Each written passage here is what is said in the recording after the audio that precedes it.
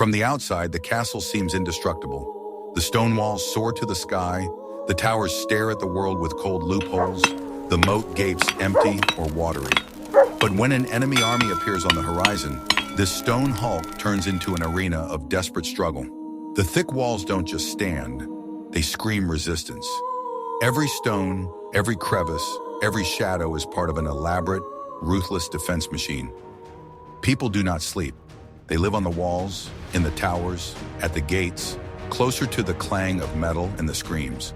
Siege machines pound the gates, arrows fly at the walls in clouds, and fire tries to devour wood and flesh. Survival here is not about the thickness of your wallet, but about the sharpness of your sword, the accuracy of your bow, and the strength of your spirit. This is not a fairy tale castle. This is a siege with blood, smoke, and fear. Do you think that defending a castle means noble knights on white horses and heroic sorties? What if you have only one arrow left, the water in the well is running out, and the walls are trembling from the blows of the battering ram? Watch this video to the end, and you will learn how medieval castles turned into death traps for those who dared to storm them. A castle wasn't built anywhere.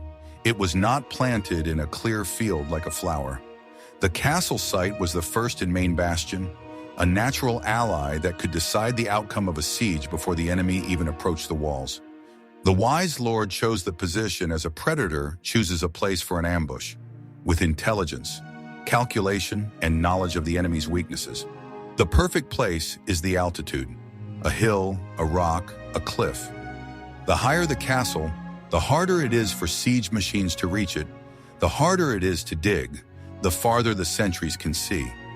Arrows fly farther and more accurately from the heights, and stones thrown from the walls gain deadly force. The attackers had to climb up under the hail of arrows, losing strength and morale. Water is another faithful guardian. A castle on an island, on a river bend, at the confluence of rivers or surrounded by marshes is a nightmare for attackers. Water hindered siege towers and battering rams, made it difficult to create diggings, and sometimes became an insurmountable moat in itself. Forcing a water barrier under fire from the defenders was an almost impossible task. Natural obstacles, rocky precipices, dense forests, impassable ravines were all used. A castle wall could start where a cliff ended, saving resources and making that flank virtually invulnerable. The forest concealed approaches, but could also provide a source of wood for attackers, so it was often cut down within cannon shot, later, or arrow flight distance. Historical examples speak for themselves. Chillon Castle in Switzerland stands on a rocky island by the shore of Lake Geneva. Crac du Chevalier in Syria stands on a strategic hill, controlling the passage between mountains. Els Castle in Germany is hidden in a valley surrounded by a forest and a river. These castles have withstood numerous sieges precisely because of their location. Even the direction of the prevailing winds and the position of the sun were taken into account. The gates were careful not to be placed on the windward side so that the smoke from fires would not go inside, and the towers were placed so that the sun would not blind the sentries during the key morning or evening hours. The choice of site was not just a decision to build, it was the first act of war, a declaration of impregnability. A poorly chosen site could doom the strongest castle to a quick fall. Wise choices gave the defenders a huge advantage, turning nature into a silent but formidable ally. Watch this video to the end, and you will learn how the earth itself fought on the side of the castle defenders, and why the first blow the enemy received was not from the sword, but from the landscape. When the enemy overcame natural obstacles, he faced the castle's main argument, its walls. A wall is not just a fence, it's a statement. It's a fist of stone ready to come down on anyone who gets too close. And there was often another trap waiting in front of the wall, a moat. Ditches were the first artificial line of defense. They could be dry or filled with water. A dry ditch is a deep pit with steep or sloping walls, often with pointed stakes at the bottom, wolf pits. Its task was to stop siege towers and battering rams, to force the attackers to go down under fire and then climb the wall already exhausted. A dry moat could be 10, 15 meters deep and 20, 30 meters wide. The water moat was an even more formidable obstacle. It not only stopped vehicles, but also prevented digging and made it difficult to assault with ladders. Water could come from a river, lake, or underground sources. The width and depth of water moats varied, but sometimes they were so wide that they required boats or rafts to cross, leaving attackers extremely vulnerable. Bodiam Castle in England, or Egmont aan den Hof in the Netherlands, are classic examples of castles with wide water moats. The walls of a castle are its armor. In the early Middle Ages, they were simpler, often consisting of a wooden palisade on an earthen rampart. But by the High Middle Ages, stone became the main material. The thickness of walls reached several meters, from 2 to 3 to 5 to 7 meters at the base in especially powerful castles, such as the curtain walls of the castle of Coucy in France. The height is 10 to 20 meters and more. They were built of local stone bonded with lime mortar. The inner space of the wall was often filled with rubble. This made the construction massive and resistant to impact. The shape of the walls also mattered. Straight sections, curtain walls, were vulnerable to battering rams and shelling.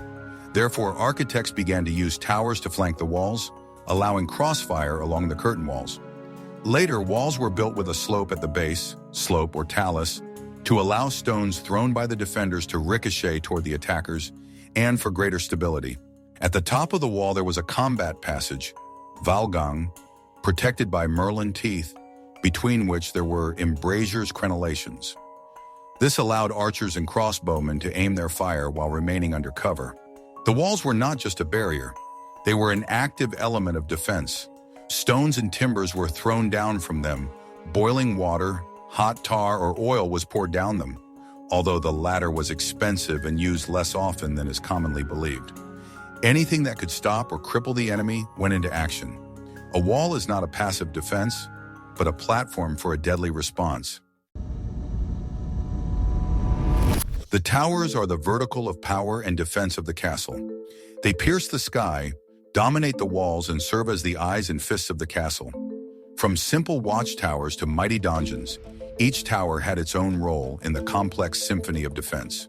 The donjon, or keep, is the heart of a castle, its main tower, the citadel. In early castles, e.g. Norman Motte Bailey, the donjon was often made of wood and stood on an artificial hill. Later they began to be built of stone, square, round, or polyhedral. The donjon served as a lord's residence, treasury, arsenal, and most importantly, last refuge. If the outer walls fell, the defenders retreated into the donjon and continued the battle. The entrance to the donjon was often on the level of the second floor and could only be reached by an extension or easily collapsible wooden ladder. The donjon walls were the thickest in the castle. The Tower of London, White Tower, or Rochester Castle in England, are vivid examples of powerful stone donjons. Flanking towers were located along the outer walls at certain intervals. Their main task was to provide cross-flank fire along the curtain walls. This deprived the attackers of dead zones at the foot of the wall, where they could relatively safely set up ladders or dig in. The towers protruded beyond the line of the walls, allowing archers and crossbowmen to fire at the enemy from the side. The towers were originally square, but they had vulnerable corners. Later, round or D-shaped, horseshoe-shaped towers prevailed, which were better able to withstand siege weapons and provide a better view. Gate towers are a special type.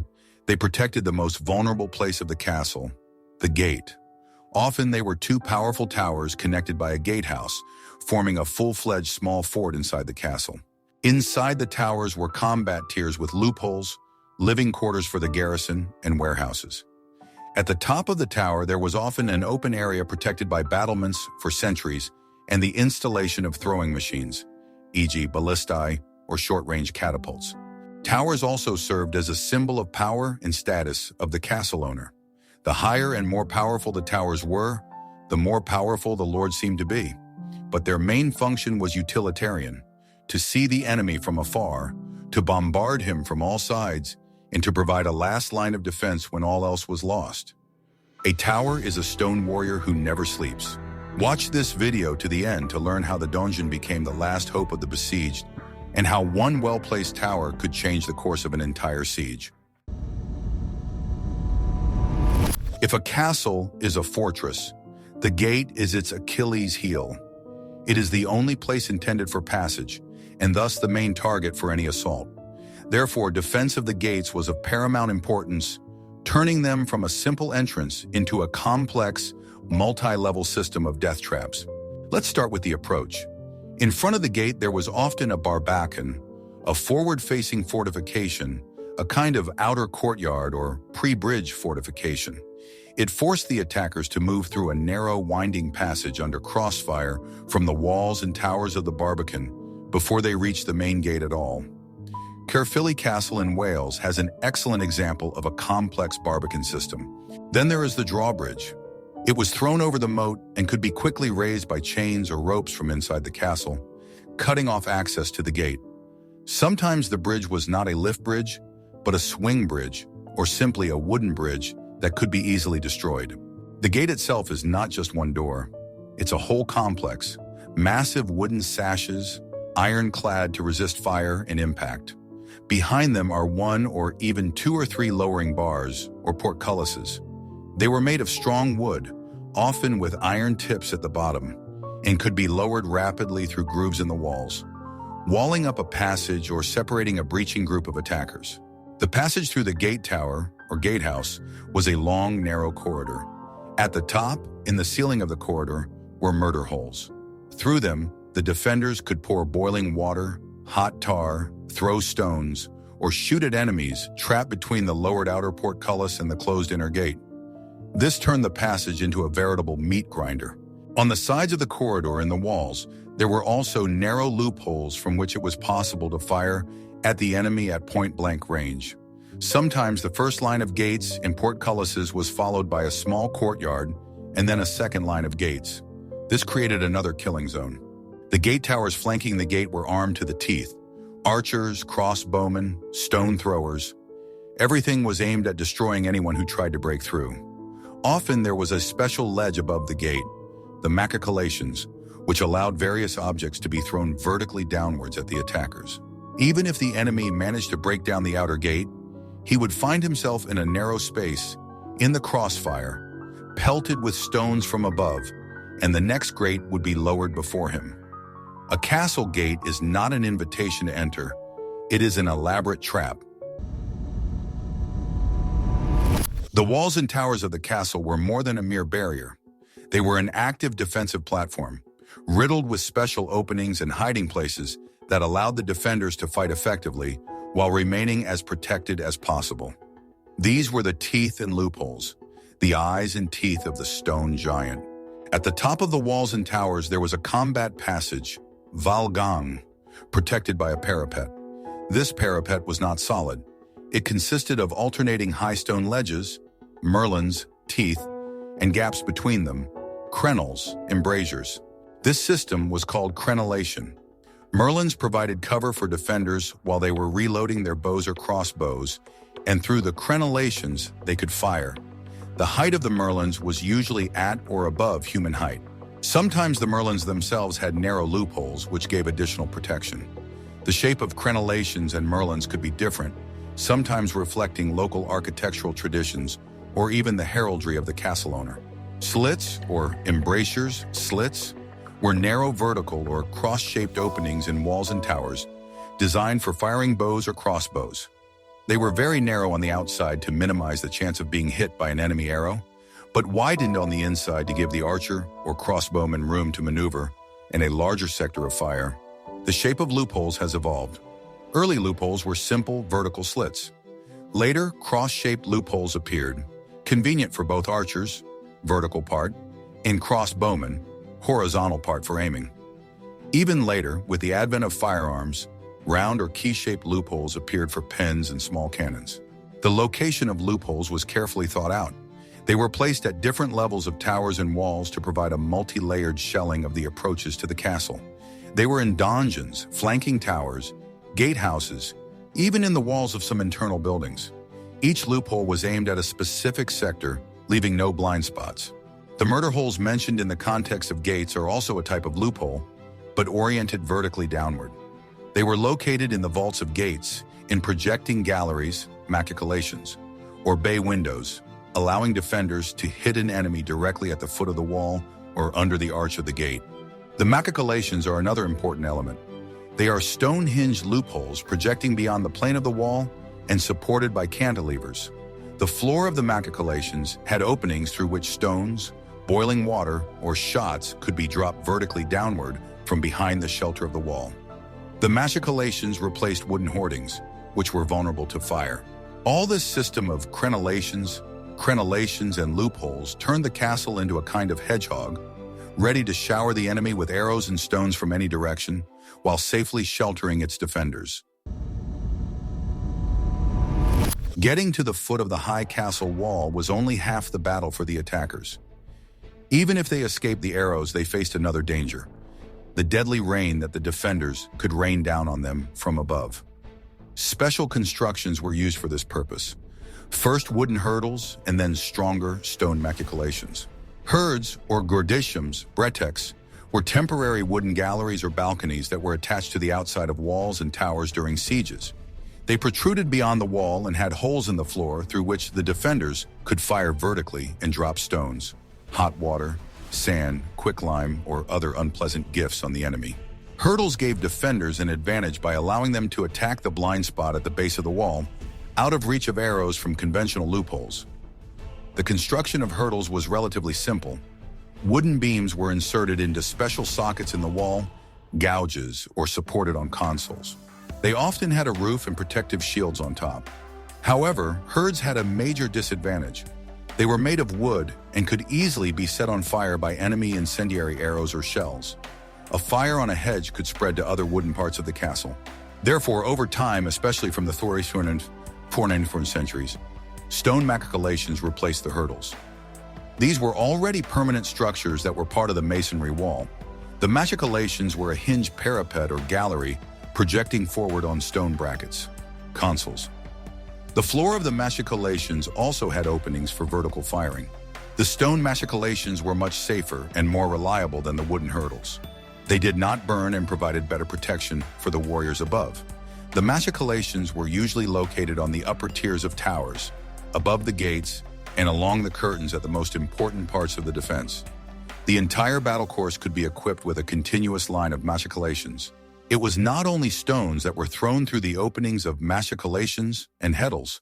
Sometimes it was specially prepared logs, barrels of boiling water or tar, although oil, as already mentioned, was too valuable. Hot sand or dust from quicklime, getting under the armor or in the eyes, caused terrible torment to the attackers. The presence of hurdles or machicolations made it much more difficult to assault walls with ladders. Anyone who tried to put a ladder against a wall and climb up it would find himself directly under a shower of stones and boiling water. This was one of the most effective close-in defensive tactics.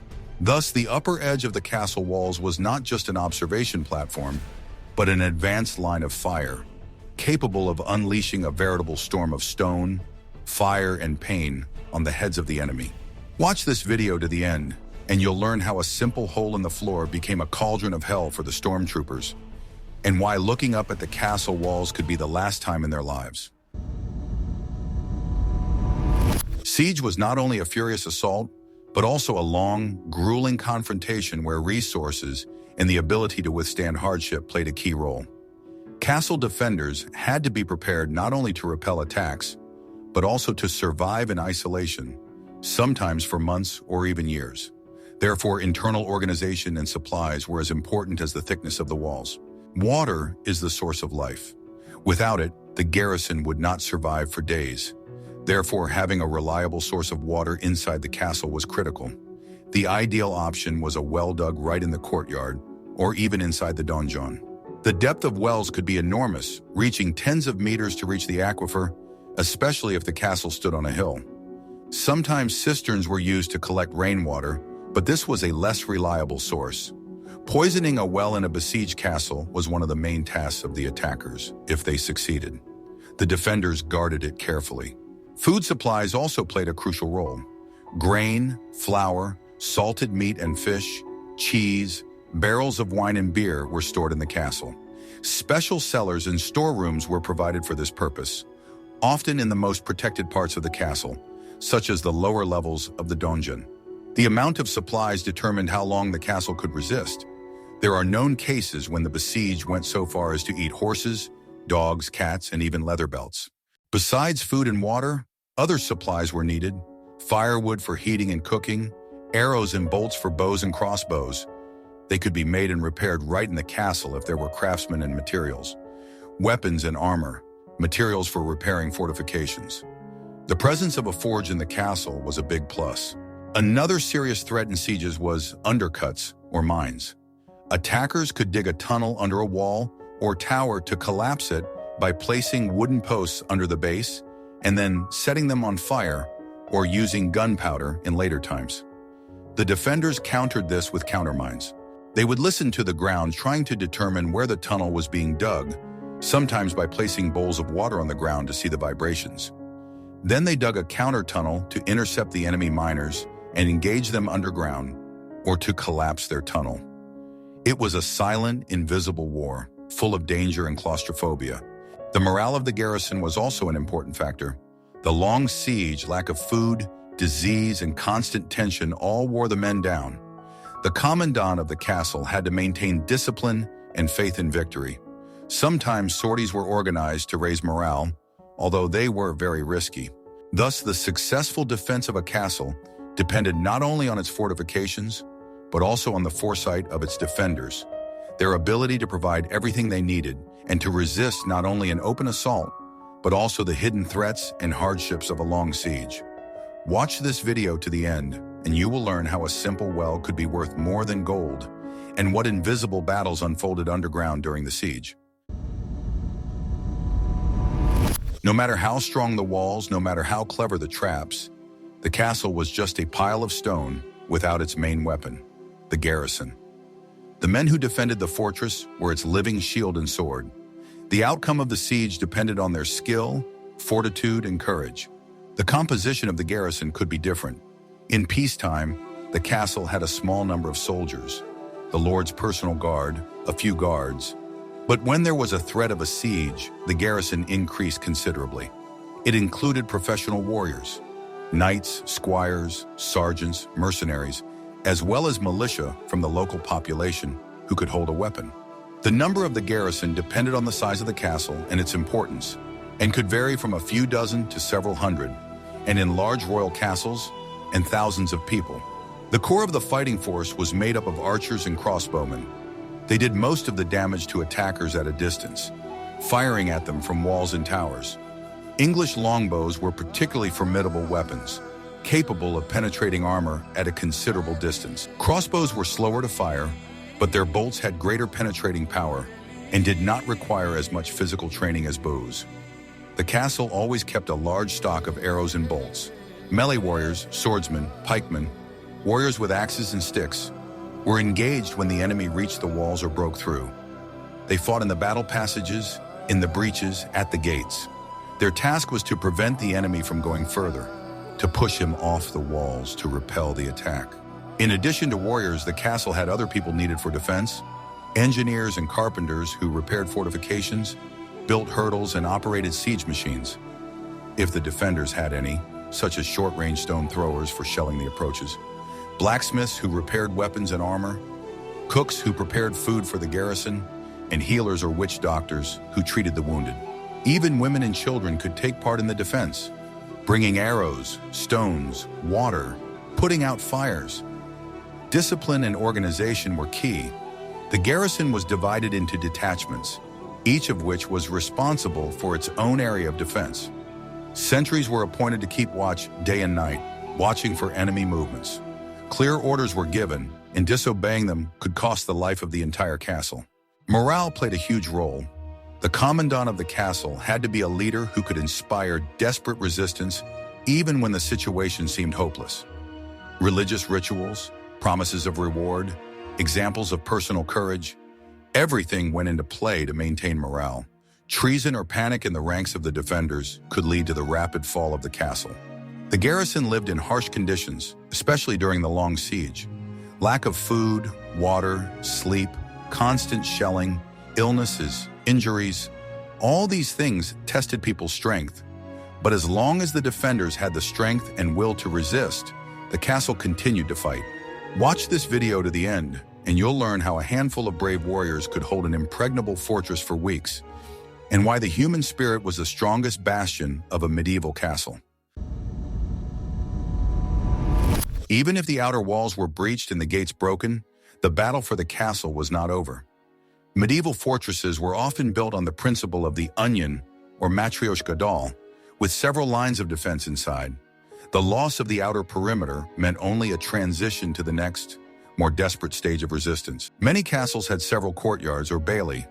The outer bailey or lower bailey was usually the largest and contained outbuildings, stables, workshops, servants' quarters, and garrison houses. It was surrounded by its own wall, though less powerful than the main curtain walls. If the enemy broke into the outer bailey, the defenders retreated to the inner bailey or upper bailey. The courtyard was the heart of the castle. It housed the lord's main living quarters, the great hall, the chapel, and most importantly, the donjon. The wall surrounding the inner court was already much more serious, often with its own towers and gates. The battle for the courtyard was more fierce as the attackers had less room for maneuver, and the defenders' fire density was higher.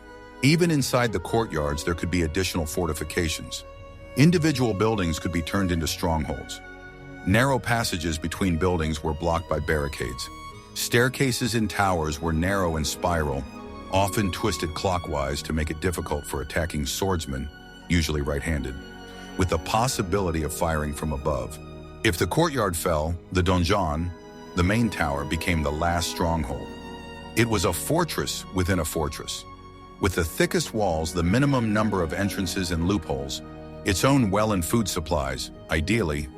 The entrance to the donjon, as already mentioned, was often on the second floor and was defended especially carefully. Inside the donjon, the battle could be fought for every floor, every room. Some castles had a complex system of inner walls, towers, and gates that divided them into several independent sectors. An example is a concentric castle, such as Beaumaris in Wales, where several rings of walls created multiple traps and fire bags for attackers. After breaking through one wall, they would find themselves in a narrow space under fire from the next, higher wall. This tactic of deep defense exhausted the attackers. Each new frontier had to be fought over, suffering casualties and wasting time. This gave the besieged a chance for reinforcements to approach, or for the enemy to simply abandon the siege because of high casualties or lack of resources. The defense of the internal borders required great courage and self-sacrifice from the garrison. It was a struggle on their own land, for every stone, for every house. And it was often here, in the narrow passages and on the last steps of the donjon, that the fate of the castle was decided. Watch this video to the end, and you'll learn how the castle turned into a deadly labyrinth, where every turn could hide an ambush, and why taking the outer walls was just the beginning of the real battle. With all lines of defense broken, supplies running low, and no hope of help, the defenders of the castle were left with only the last, desperate means. It was a stage where courage bordered on madness and cunning on the last hope. Fire was a double-edged sword. Attackers used it to set fire to the wooden gates, hedges, and roofs of buildings inside the castle. The defenders could use Greek fire, although its exact composition is a mystery, and it was more characteristic of Byzantium, or just burning tar and oil to set fire to the enemy's siege machines or wooden bridges that he tried to throw over the moat.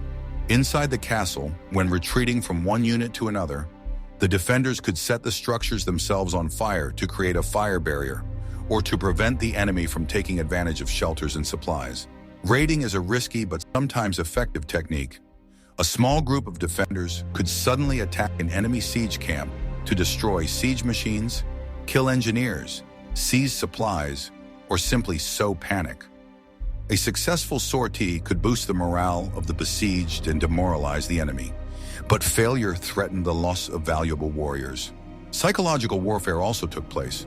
Both sides tried to intimidate each other. The attackers might display the severed heads of prisoners, or catapult corpses or animal heads into the castle to spread disease and gloom. Defenders, on the other hand, could shout insults, show contempt for the enemy, or stage large food supplies, e.g., by putting the last cow on the walls or scattering grain. When the situation became hopeless, the donjon was the last resort. Here in the main tower, the defenders could hold on for some time, fighting for each floor. History knows examples when a handful of soldiers in a donjon resisted the enemy's superior forces.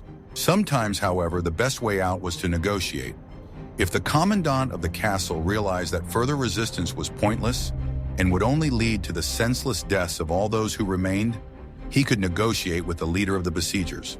The terms of surrender could vary from honorable surrender, when the garrison was allowed to leave the castle with weapons and banners, to complete and unconditional surrender, threatening massacre or slavery. Everything depended on the situation, the reputation of the parties, and the specific circumstances. Sometimes the defenders, realizing that there would be no mercy, preferred death in battle or suicide to avoid falling into enemy hands. The history of medieval sieges is full of examples of both incredible heroism and cruelty and despair. The castle was more than just a fortress. It was a symbol, a home, the last frontier, and its defenders were ready to do anything to defend it, using all available means, from stone and arrows to fire and their own lives. Watch this video to the end, and you'll learn the tricks the besieged used when there was nothing left but courage, and how sometimes the word was mightier than the sword. A medieval castle is not just a stone structure. It is a complex defense mechanism, the result of centuries of trial and error, engineering thought, and military experience. Every tower, every wall, every moat, and every loophole was created for one purpose: to stop the enemy, to wear him down, to destroy him.